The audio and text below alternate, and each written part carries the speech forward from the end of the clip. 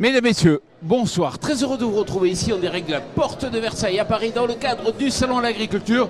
Pour notre émission, on refait le salon. Et on va le refaire, ce salon, avec Gabriel Alperne. Bonjour Gabriel. Bonjour. Alors vous êtes philosophe et vous avez sorti un bouquin dont on parle beaucoup dans le monde agricole qui s'appelle, et pas seulement, Philosopher et cuisiner avec Guillaume Gomez. Voilà. Et puis évidemment, Tous Centaures, éloge de l'hybridation. Exactement. À vos côtés, Olivier Masbou. Bonsoir. Journaliste issu d'une coopérative de journalistes, la dernière en France. Peut-être. C'est un dinosaure. Société coopérative de presse agricole, c'est une SCOP. Ça existe encore, ça. Voilà. D'accord, ok.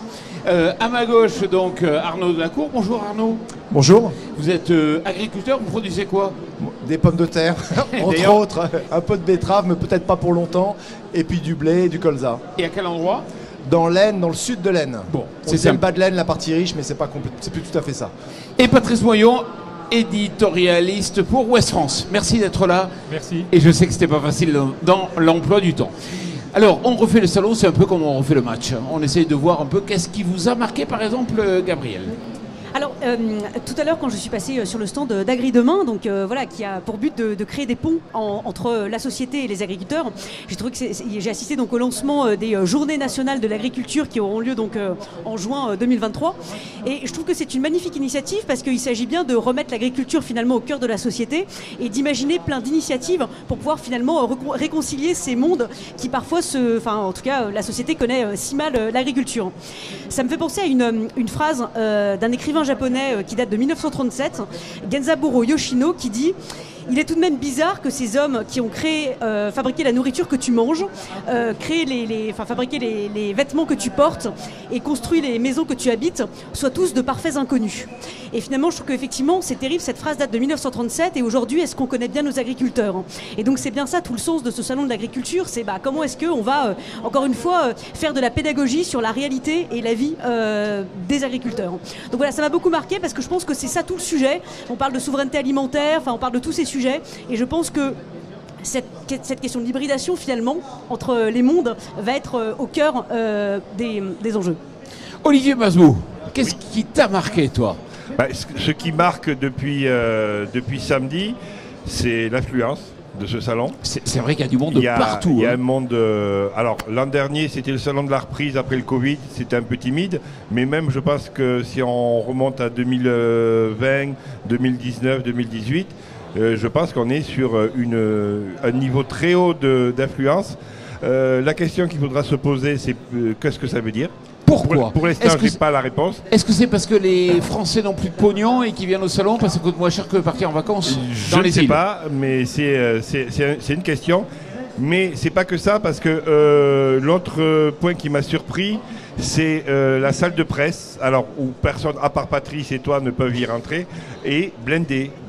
Alors aujourd'hui un peu moins, mais mardi et mercredi, était blindé de journalistes à tel point qu'il n'y avait plus de table, de place, et ils travaillaient avec l'ordinateur sur les genoux. Est-ce que ça veut dire que la presse n'a plus de pognon et que toutes les infos se font à partir du salon de l'agriculture et qu'ils vont plus en province? En tout cas, c'était des confrères qui bossaient, ils n'étaient pas là pour venir juste déguster les produits, ça bossait dur et il y avait du monde. Voilà, ça c'est deux signes qu'il faudra prendre le temps d'analyser quand on refera le salon dimanche soir ou lundi matin. Et c'est vrai qu'on a l'impression qu'on va exploser le compteur là. 120 000 visiteurs le premier jour, je crois. Et donc sur un objectif de 700 000, c'est déjà un bon début. Quelques soirées un peu avinées. Je me tourne vers toi, Olivier, comme ça. J'aurais pu me tourner vers quelqu'un d'autre. Alors, il y a eu quelques articles dans la presse. Ça ne plaît pas beaucoup aux organisateurs. Effectivement, samedi en tout cas, chez moi on dit qu'il y avait de la viande saoule.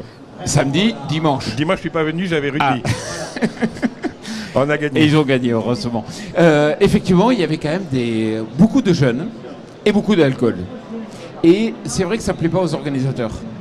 Ah, c'est à moi encore. Oui, c'est moi qui dois tout faire. Le sujet soirée avidée, c'est toi. Le sujet est sensible. Ouais. Oui. Quand tu leur en parles, voilà. Le sujet est sensible. Ils n'ont pas apprécié les 3-4 articles, mais ça, nos confrères sont libres, ils écrivent ce qu'ils veulent. Le Parisien, c'est pas le sujet. en disant les jeunes viennent au salon. Mais oui.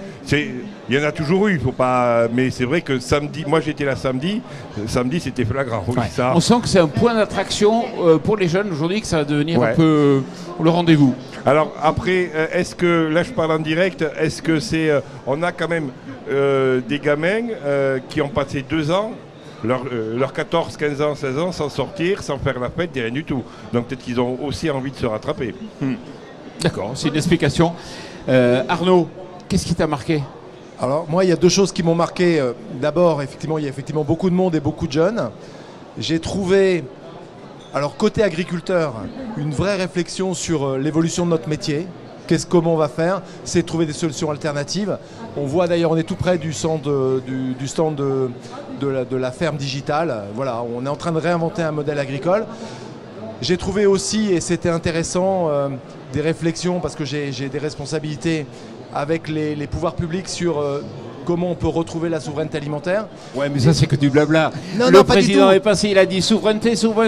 Pas du tout. Et il n'y a pas de fait. Non, je pense pas. Il y a des choses. On a bossé en plus, et je pense, j'y crois vraiment. Mais je crois surtout que, en fait, s'il y a beaucoup de monde, c'est que la population, les gens qui connaissent pas l'agriculture, ont envie de retrouver l'agriculture, une forme d'agriculture. Et en fait, c'est un retour aux sources. C'est plus simple de venir au salon que d'aller retrouver les fermes. J'ai bien entendu ce que vous avez dit sur Agri-Demain et sur les fermes ouvertes, mais les gens n'ont pas tous les moyens d'aller à la campagne et ne connaissent pas comment les fermes pour y aller. Ils viennent au salon et ils ont l'impression de toucher du doigt l'authenticité de la France agricole. Moi je me dis peut-être qu'ils viennent aussi ici que pour manger, que pour découvrir, enfin comme ils iraient aussi.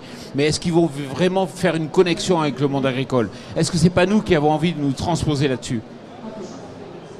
J'espère que c'est authentique, qu'ils ne sont pas venus juste pour profiter des spécialités d'Auvergne et la boisson ou de Normandie ou de Bretagne et la boisson, mais aussi c'est l'occasion de discuter avec des vrais agriculteurs, de retrouver l'authenticité des produits. Et d'ailleurs c'est intéressant, ici on est dans la partie un peu techno, mais il y a toute la partie aussi où il y a les nouveaux distributeurs globalement, Lidl, etc., qui s'installent et qui ont besoin aussi de trouver ce contact et qui viennent légitimer leur stratégie au salon de l'agriculture. Non, moi je pense que c'est la vraie ferme au cœur de Paris. Et Lidl, ils sont très forts quand même, parce qu'ils sont capables de pouvoir exposer ici. On reçoit d'ailleurs Michel Biérot samedi, qui est, moi je trouve, très malin. Il sait très bien communiquer avec les agriculteurs et être présent.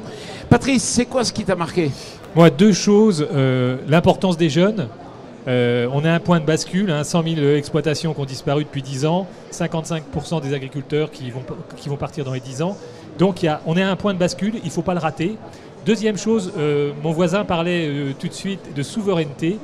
Une conférence qui n'avait jamais eu lieu au Salon de l'agriculture, voir des amiraux venir parler d'agriculture au salon.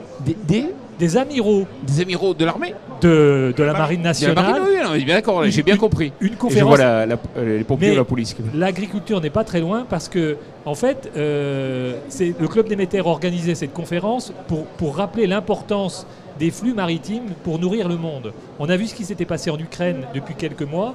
Et donc, c'était la question, est-ce qu'on a besoin d'un double réarmement à la fois agricole pour garantir la souveraineté alimentaire de la France mais aussi de l'Europe et un réarmement naval parce que tous les pays, les grands pays sont en train de se réarmer. La Chine a aujourd'hui plus de bateaux de guerre que les États-Unis. Est-ce qu'il faut un effort de réarmement, pas militaire, mais alimentaire? Est-ce qu'il y a urgence quand on voit le conflit qu'il y a en Ukraine? Et justement, Patrice y est souvent, il a été 5 fois en Ukraine là, cette année. Donc tu connais bien la préoccupation alimentaire des Ukrainiens. Est-ce qu'on se rend bien compte qu'on est dans une guerre mondiale et qu'entre les États-Unis et la Chine, ça chauffe et que les stocks alimentaires, ils sont où? En Chine et aux États-Unis. Il faut clairement faire un effort. Le plan souveraineté, tout le monde a à la bouche. Mercredi, mercredi présentait un plan souveraineté fruits, légumes et pommes de terre. Je suis moins optimiste qu'Arnaud Delacour sur le contenu de ce plan. Il y a beaucoup d'engagement, beaucoup d'idées, beaucoup de yaka. Maintenant, le faucon, il est dans la balle de la filière, des filières fruits, légumes, pommes de terre, frais et transformés. On ne leur facilite pas la tâche parce que pour l'instant, c'est une usine à gaz. 125 pages le plan. Le dossier de presse, 26 pages. Non, mais ça veut dire quoi? Ils nous refont le coup de quand il fallait réécrire filière par filière. C'est à peu près ça. Ce qu'avait Moi, fait c'est- Emmanuel Macron en arrivant. Il avait dit Ouais. filière par filière, Ben, bossez, rendez-moi le. Et puis ça a servi pas à Arnaud grand chose. a été dans les groupes de travail, mais moi, de loin, c'est mon idée, oui. Mon Arnaud, il n'a sentiment. pas envie d'en parler, mais on va lui poser la question. Ça a servi à quelque Non, chose, mais le plan filière, j'ai- et j'ai- ça va servir à quelque chose. J'ai pas envie d'en parler. Si, je peux en parler. En fait, on a bossé déjà. On a bossé avec les services de l'État. Et effectivement, les 126 pages qu'on a sorties, c'est pas du creux, c'est des choses très concrètes. Bien sûr, ce que dit Olivier Masbou est vrai. Il y a une grosse interrogation sur les moyens. Par contre, et là, ça rejoint un peu la réflexion, le travail de Madame Alberne sur l'hybridation de l'agriculture. En fait, on est à un changement de modèle. Et là, on est à la croisée des chemins. Vraiment, vraiment la croisée des chemins. Parce que moi, je suis agriculteur.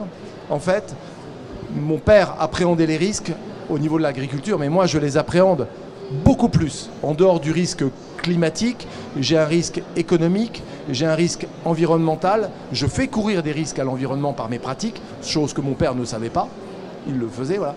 Et en fait, le plan de souveraineté, c'est de dire, est-ce qu'on peut vraiment garantir à notre population une disponibilité en nourriture avec une vraie sécurité. S'il n'y a pas de moyens, enfin c'est une vraie sécurité environnementale, s'il n'y a pas de moyens financiers, honnêtement, la ferme de demain, France, je la vois quasiment comme aux États-Unis, ou en Ukraine, ou en Russie.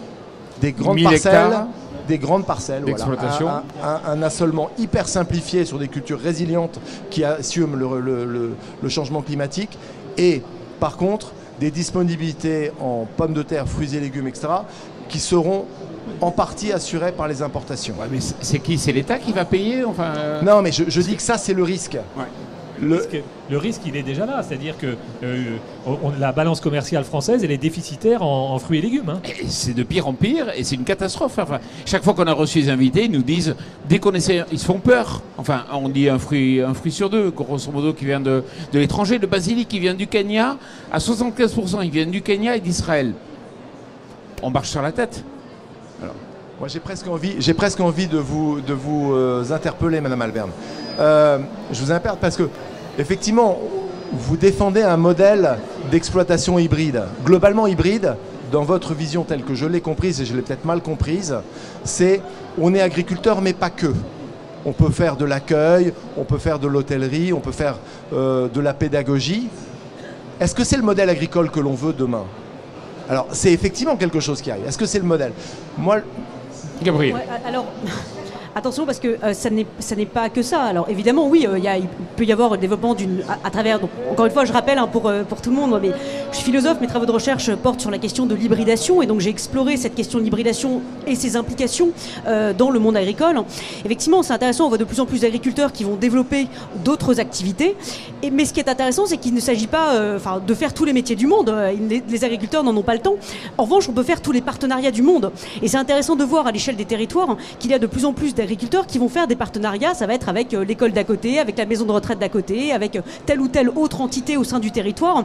Et il y a une sorte de maillage ou d'écosystème qui est en train de se constituer ou de se reconstituer. Et donc c'est bien ça ce que j'entends par hybridation.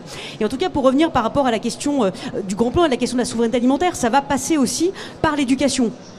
On parlait de la question du renouvellement, la question de l'attractivité des métiers, comment est-ce qu'on attire les jeunes. Pour le coup, là, il faut vraiment s'en donner les moyens.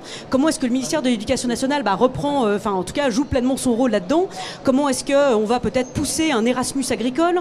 Comment est-ce que le fameux stage de 3e va pouvoir être développé encore plus au sein des exploitations agricoles? Très bonne idée. Voilà, comment est-ce qu'on fait pour pouvoir attirer les jeunes, montrer la réalité de ces métiers et faire en sorte que les fermes puissent être reprises par les futures générations? C'est bien ça aussi tout le sujet. Et Arnaud, tu as l'exploitation, une belle exploitation, tu pourrais donner 10% des parts de ton exploitation à un jeune qui est Bac+5 et qui veut arriver dans l'agriculture. C'est hyper intéressant ce que vous dites. C'est hyper intéressant. Moi, je vais vous dire, vous avez vu mes cheveux, je suis plus proche de la sortie que de l'entrée. J'ai une très belle exploitation, 300 hectares. On peut dire qu'aujourd'hui, c'est quelque chose de performant, avec de l'irrigation, des cultures industrielles, des bons... je suis producteur de pommes de terre, bien entendu, pour en plus des industriels locaux, Vico, et puis McCain. Pas McCain, moi je fais à Vico, mais c'est pareil. J'ai 4 enfants, aucun veut être agriculteur. Ah, c'est catastrophique ça. C'est pas Ou catastrophique. Ou Il faut peut-être savoir que depuis qu'ils ont 10 ans et qu'ils se posent des questions sur leur orientation, je leur ai dit, je ne conçois pas qu'un agriculteur soit agriculteur à temps partiel. nourrir la planète, nourrir les gens, faire mon métier, c'est un job à temps plein. Et c'est un peu ce qui me fait peur, je le dis franchement, dans une forme d'hybridation, il y a une forme de dispersion. Et par rapport à nos cultures spécialisées, je le dis, hein, nos cultures spécialisées qui nécessitent un investissement quotidien, on a besoin d'être là à temps plein. Oui, mais les jeunes, ils veulent pas faire de l'agriculture comme avant, ils veulent pas s'installer. Les jeunes faire veulent tout le avoir temps. une vie professionnelle en une, ils veulent avoir pied dans plusieurs mondes. Et alors donc, c'est bien ça. exactement. Si on veut les attirer, il faut réinventer les modèles économiques, les modèles organisationnels, il faut tout réinventer. Bien sûr, mais je veux pas lutter contre le courant. Je dis simplement le vrai risque aujourd'hui, et c'est un peu ce risque de l'hybridation, à mon sens, le vrai risque, c'est que finalement, les jeunes qui viennent à temps partiel, qui gèrent les exploitations à temps partiel, sont un peu ce qu'on appelle aux États-Unis des hobby farmers, et c'est-à-dire qu'ils aient des systèmes hyper simplifiés qu'ils pourront gérer de loin. Et ça, c'est un modèle agricole qui me fait peur. Patrice veut réagir, je crois. Oui, et moi aussi d'ailleurs.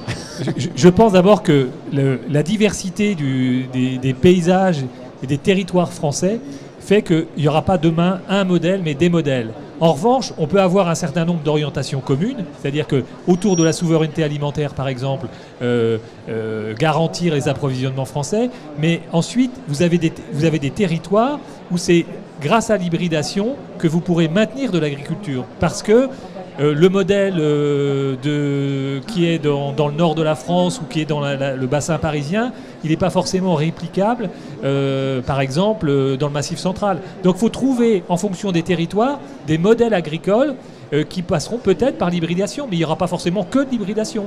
Et Arnaud, juste je te laisse la parole, mais tu me permets de le dire, mais est-ce que quelque part le syndicalisme agricole, est-ce que la profession agricole n'a pas toujours formé les agriculteurs dans le sens de dire il faut être à plein temps, il faut être à fond, il faut être entièrement, il faut nourrir le monde? C'est peut-être plus les paramètres de l'équation d'aujourd'hui?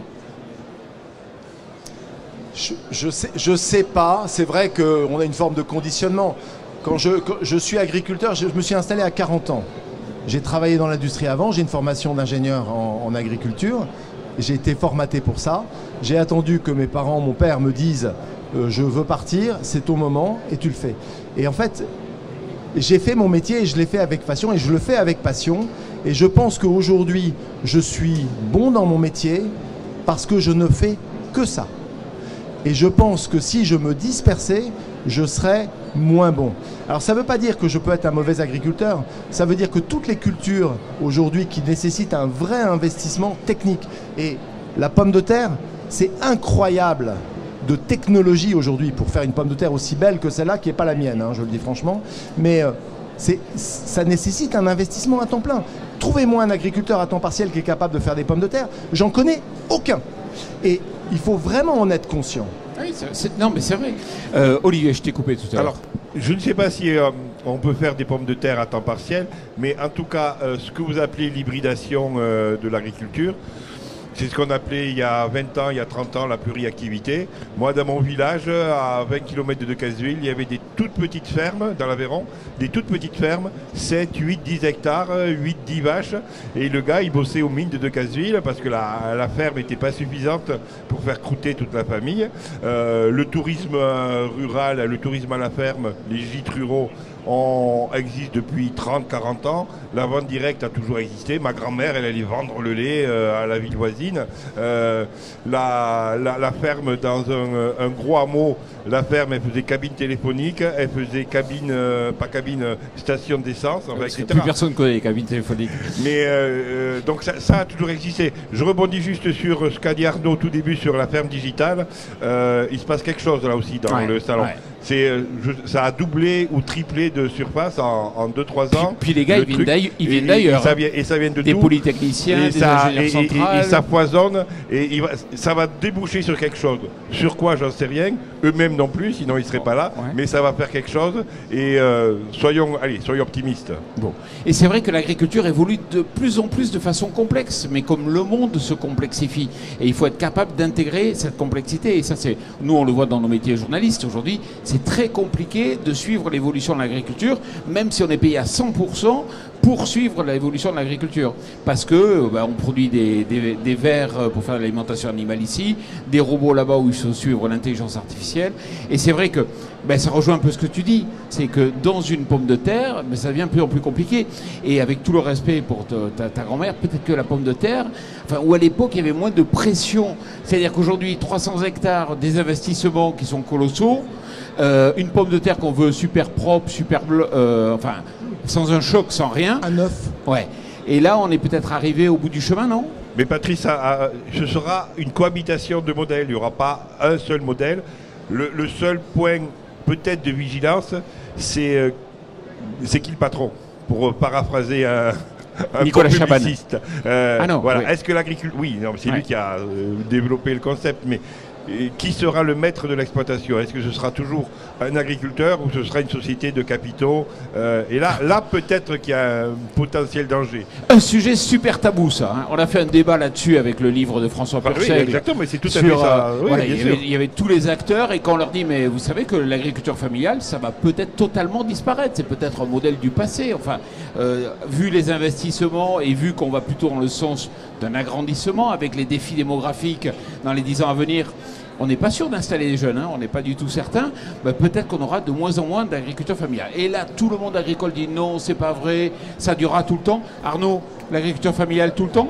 Non, je partage complètement cette analyse. Je pense même que le modèle d'agriculture familiale est presque amené à disparaître. Alors, je partage aussi ce que vous disiez en fonction des territoires. Il y a des biais, mais n'oublions pas que notre objectif, quand même, si on veut être vraiment honnête, c'est qu'on a 9 milliards d'habitants à nourrir dans peu de surface. Alors, ok, très bien, on va me dire non, c'est pas à nous de le faire. Si, je vais être honnêtement, amusez-vous à regarder une map monde et regardez dans la map monde simplement les zones qui ont un contexte pédoclimatique idéal pour nourrir la planète.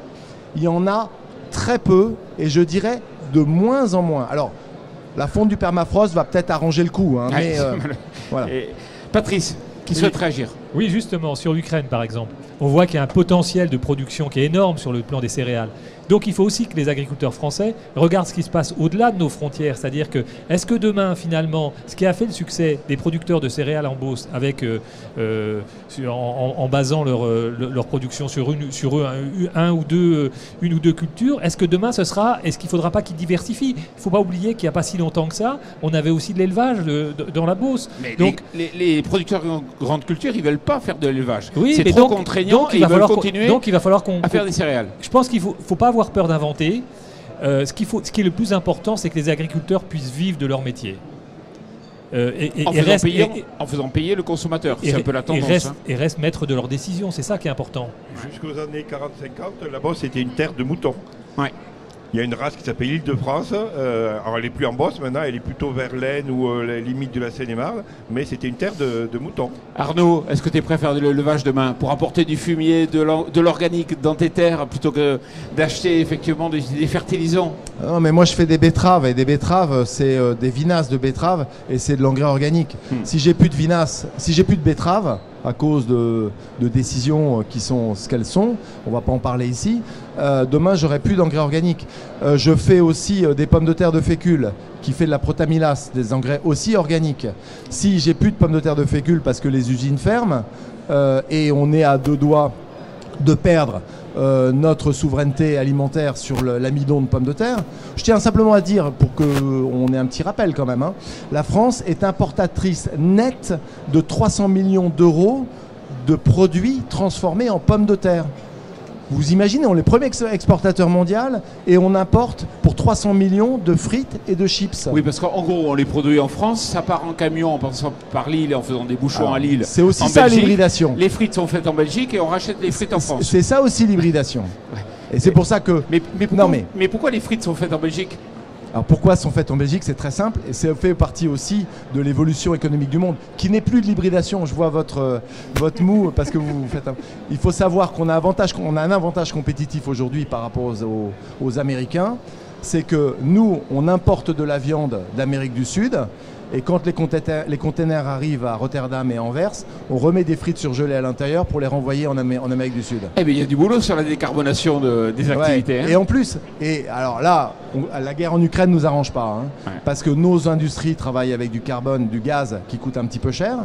On le sait, on en a parlé, ça fait partie aussi des débats de ce salon.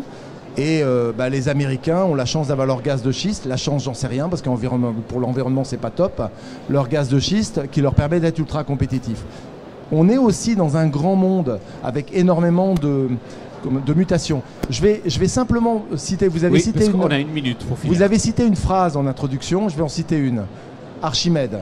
Archimède, il a dit « Donnez-moi un point fixe et donnez-moi un levier, et je serai capable de bouger la terre ». Et moi, en tant qu'agriculteur, aujourd'hui, ce que j'ai envie de dire, c'est que les points fixes sont de plus en plus, disparaissent de plus en plus. On nous demande de bouger, d'évoluer, de nous hybrider. Tu veux dire que tu sais pas vers quoi tourner, tu n'as pas de vision, Et je pense que ça va être difficile pour moi de bouger la terre si je ne sais pas, si on me change, le climat change en permanence, si on me change mon environnement économique, sociétal, géopolitique ou réglementaire. Arnaud Delacour, Gabriel Alperne, Olivier Masbou et Patrice Moyon, merci beaucoup d'être venus ici dialoguer en direct dans cette émission On refait le match. Et merci à vous.